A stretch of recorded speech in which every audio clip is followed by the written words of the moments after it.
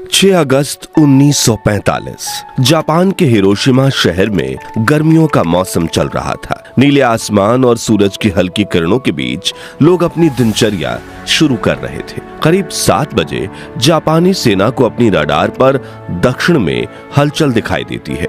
कुछ देर में वो समझ जाते हैं कि एक अमेरिकी विमान हिरोशिमा शहर की तरफ बढ़ रहा है। तभी जापानी सेना तुरंत सभी रेडियो कार्यक्रम बंद करवाकर हर तरफ चेतावनी के सायरन बजाती है और हिरोशिमा के लोग प्रार्थना करने लगते हैं कि अमेरिका उनके इलाकों में हमला ना करे, क्योंकि उस वक्त के सबसे शक्तिशाली बॉम्ब से भी कोई एक छोटा सा इलाका तबाह हो पाता था, जिसमें कुछ दर्जन लोगों की मौत होती थी।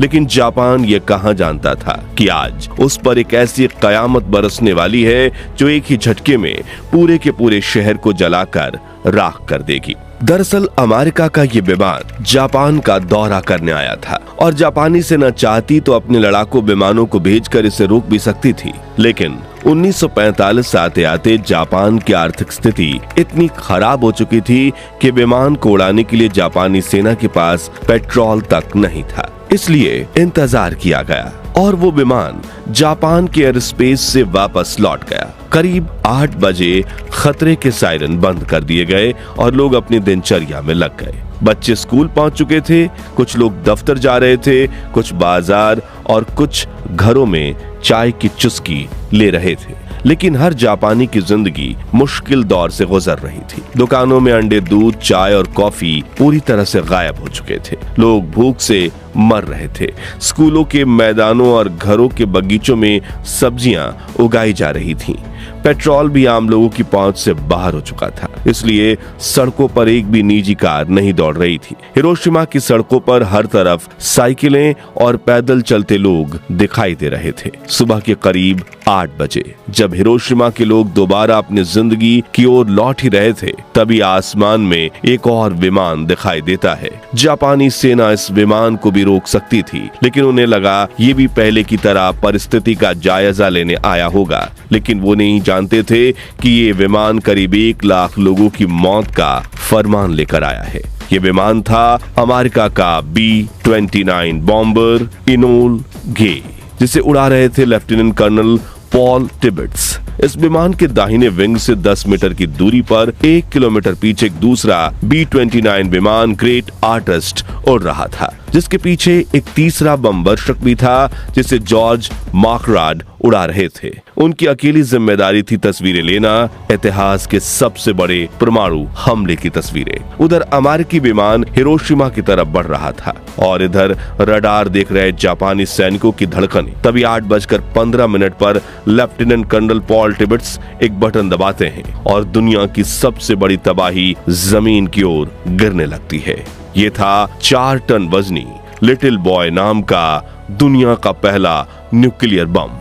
इस बम को हिरोशिमा के अओई ब्रिज पर गिराना था, लेकिन हवा इतनी तेज थी कि अपने लक्ष्य से 250 मीटर दूर शीमा सर्जिकल क्लिनिक की तरफ बढ़ने लगता है। करीब 43 सेकंड्स तक नीचे गिरते हुए इस बम को हिरोशिमा के कई लोग अपनी आंखों से देखते हैं, मगर वो कुछ समझ पाते उससे पहले ही जमीन से करीब 600 मीटर ऊपर हवा में ही लिटिल बॉय ब्लास्ट हो जाता है। आसमान में अचानक एक तेज रोशनी फटती है और जो लोग जमीन पर थे उनकी आंखें पलक झपकने से पहले ही जल जाती है और फिर एक जोरदार धमाका।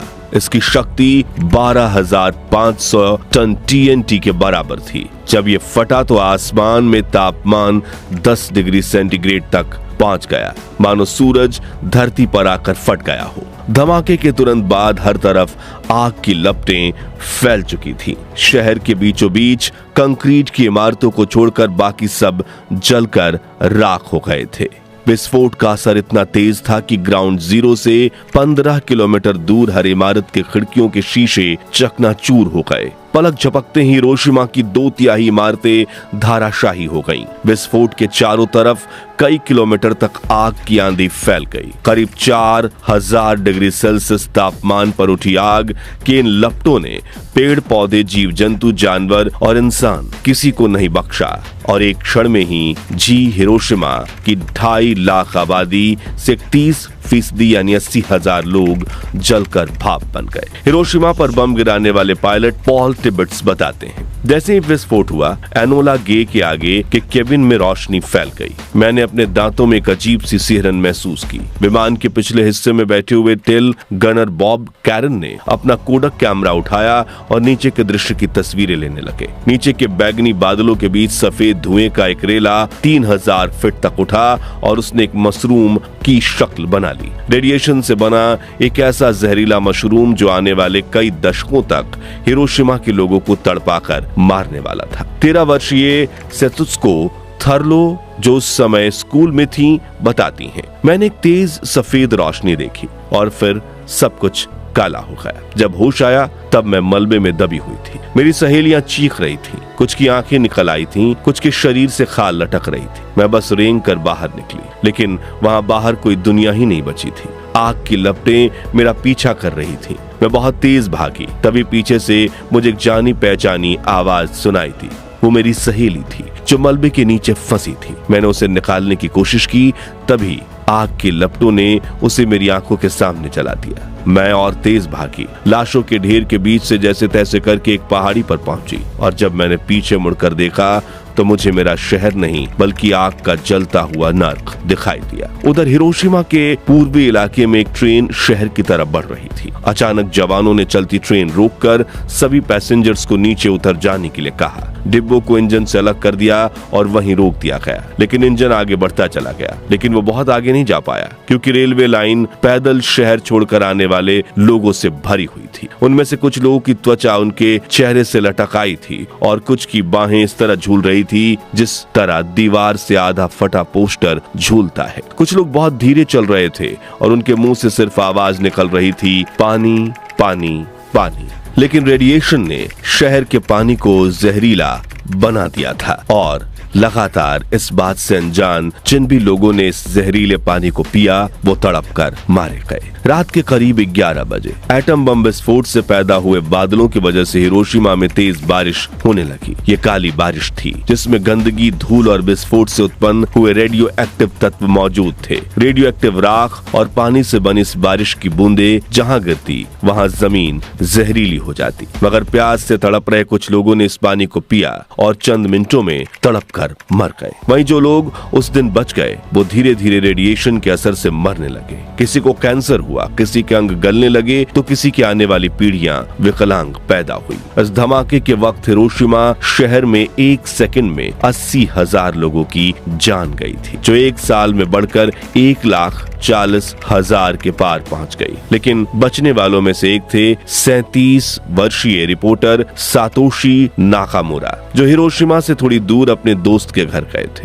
जब एटम बम फटा तो उसके असर से वो जमीन पर गिर पड़े और उनके चेहरे को टूटे शीशों ने घायल कर दिया। तभी उन्होंने तुरंत अपनी साइकिल उठाई और हिरोशिमा की तरफ बढ़ने लगे। जब वो दोपहर तक शहर में पहुंचे तो उनके पैरों तले जमीन खिसक गई। हर तरफ सिर्फ लाशें थीं, जलते हुए शव, बदहवास बच्चे, मलबे में दबे लोग और सड़कें जो अब पहचान में नहीं आ रही थीं। नाकामुरा पहले पत्रकार थे जिन्होंने हिरोशिमा की तबाही को अपनी आंखों से देखा। सातोशी ने वहीं से ओकायामा स्थित डोमी न्यूज एजेंसी के दफ्तर में पहला डिस्पैच डिटेक्ट किया। 8:16 पर दुश्मन के 2 विमानों ने हिरोशिमा पर एक असाधारण बम गिराया। शहर पूरी तरह से तबाह हो चुका है और अनुमानित 1,70,000 लोग या तो मारे गए हैं या गंभीर रूप से घायल हैं। फोन लाइन के दूसरी तरफ बैठे ब्यूरो चीफ को यकीन नहीं हुआ। उन्होंने नाकामुरा से कहा, यह संभव नहीं है, एक ही बम से कैसे इतने लोग मर सकते हैं? सेना भी मानने को तैयार नहीं है, आप रिपोर्ट में संख्या थोड़ा कम करें। नाकामुरा का चेहरा अब भी खून से लथपथ था। उनकी आंखों में गुस्से और सच्चाई की आग थी। उन्होंने बिना रुके टेलीफोन पर चिल्लाकर जवाब दिया, सेना मूर्ख है, उन्हें नहीं पता कि हमने नर्क को जिंदा देख लिया है। हिरोशिमा में हुए इंसानियत के सबसे बड़े नरसंहार की खबरें पूरी दुनिया में फैलने लगी। हर कोई हैरान था कि आखिर इतना खतरनाक बम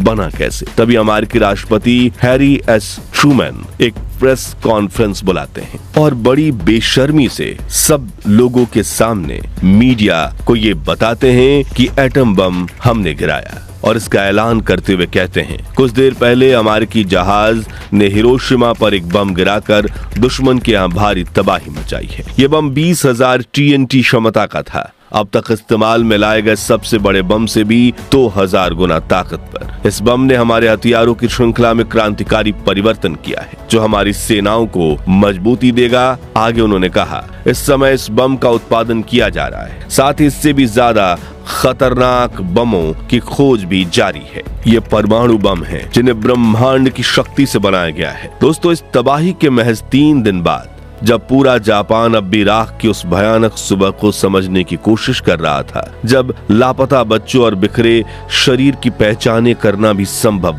नहीं हो गया था, उसी समय 9 अगस्त 1945 की सुबह फिर वही नीला आसमान था, वही गर्मी थी और वही बेखबर लोग थे। लेकिन इस बार निशाना था जापान का एक और शहर, नागासाकी। सुबह करीब 11 बजे अमेरिकी बम वर्षक विमान बॉक्सकार करीब 10,000 मीटर की ऊंचाई से नागासाकी के ऊपर पहुंच चुका था। पहले इसका निशाना जापान का शहर कोकूरा था, लेकिन मौसम खराब होने की वजह से वो सीधा नागासाकी की ओर मुड़ गया। 11:02 पर लेफ्टिनेंट कर्नल चार्ल्स स्वीनी ने फैटमैन नाम का दूसरा परमाणु बम गिरा दिया। ये बम पहले बम लिटिल बॉय से कहीं ज्यादा शक्तिशाली था। इसमें प्लूटोनियम का इस्तेमाल किया गया था। जैसे ही बम नीचे गिरा, पूरा आसमान पीली और सफेद रोशनी से फट पड़ा।